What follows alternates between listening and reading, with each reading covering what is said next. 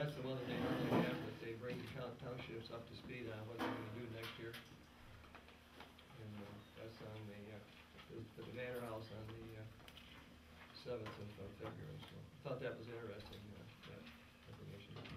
And the only other thing, I guess, is that we now have the permits to, for DEQ to do the, sewer project. That, we got those on Friday. So the permit system has been approved for installation and discharge of sewage. And that's all I have right now. So, any questions from the board from anything? Okay, let's open it up now for comments from the public. Did you have something, Tom? Oh, sure, hold on. Yes, I do. Okay. I have to give you a little background. We've formed let's just give us a name so everybody knows everybody. Tom, I know you. I'm Tom Babcock, 9618 Rives, Junction Road. So we'll put that in the minutes, so yeah. In a minute, very good. We've gotten together a group of people in Zone 2 and 3, and we looked at Mr. Stevens' part of his proposal, and we found it worthy enough to go further. So this is a statement we'd like to have entered into the minutes of the meeting. As concerned citizens of Rives, we as a group, knowing how you want to do what is best for the people, question your decision to go ahead with the present proposal. We feel there has been adequate evidence provided that treating the waste in Rives and eliminating dealing with Blackman Township and the city of Jackson is in our best interest in the long run. Many of your doubts should have been answered in the letter from Mr. Stevens to Mr. White dated January 25th, 2008, which all board members received a copy of. We assume all of you have read this letter with an open mind and hopefully have given serious thought to his response. If the question that remains is numbers, we will provide them given a little time. We are confident enough that we will pay for the additional engineering study to show that the alternative presented by Mr. Stevens will cost less, as well as being more beneficial to the environment.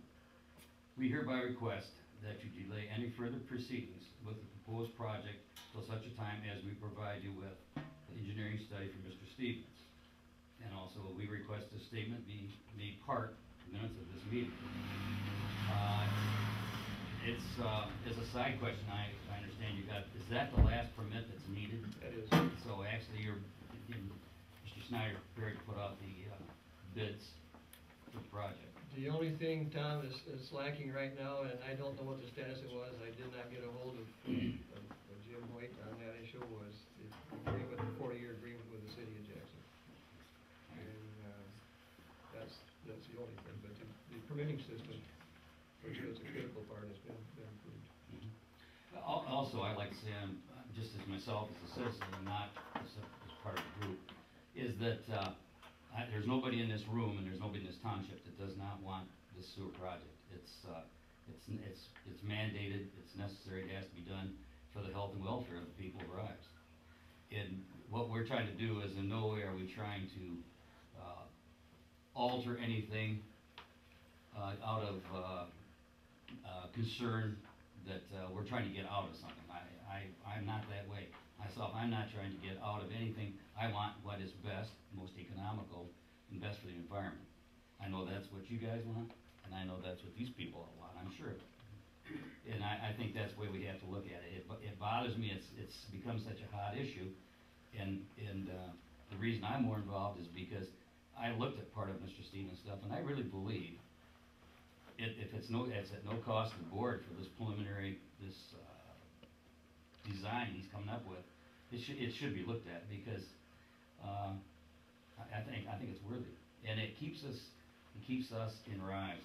It's for the people of Rives, by the people of Rives, and controlled by the people we elected.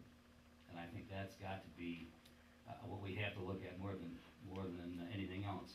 If this proposal, we'd like to have you give us the time, if his proposal is not more beneficial, then I'm signed off and run it up Rives Junction Road. But if it is, I really would like to have him have the opportunity to prove it. And if it's wrong, it's money out of the pockets of a lot of people, in Zone 2 and 3. And if it's not, and it's beneficial, and you can see that, you're business people, and you've been in government for a long time, I'm confident that you'll make that decision. Thank you. Other comments from anybody? I'd like to make a Stacy? comment. Go ahead. I'm Stacy Stoner, Ralph Schumacher's daughter, and y'all know that up there.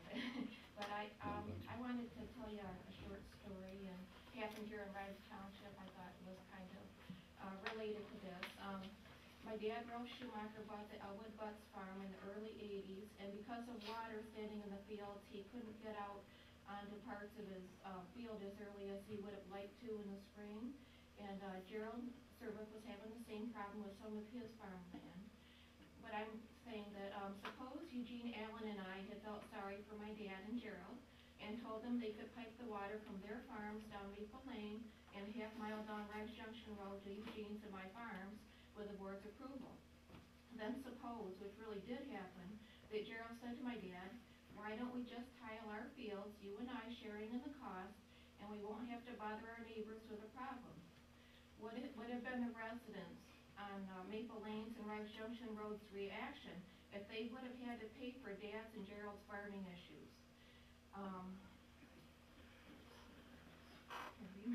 Would it have made sense for me to have even offered, or for the other residents to pay part of that cost? No. Tiling on Dad's and Gerald's own fields took care of the problem. And why is the majority of the board unwilling to let the village of Rives take care of their own problem in a cost-effective way? You want to enter that into the? Yes, I can like to. Okay. I type it up better. It's kind of goofy. Other comments from the public? One other, Gerald, this is for the minutes of the meeting, especially the one for the special meeting at 2 o'clock on Friday. To get this in the record, we object to accepting the minutes of the January 18, 2008 meeting because they're incomplete. There's some other information we have that was brought up in that meeting that is not part of the record. Do you have that information? We have part of it, yes, we do. Do you want to present it? Well, yes.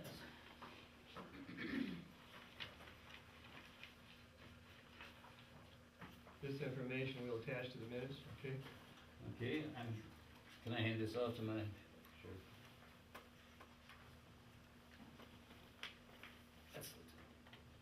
I also have copies of my statement we have. Okay.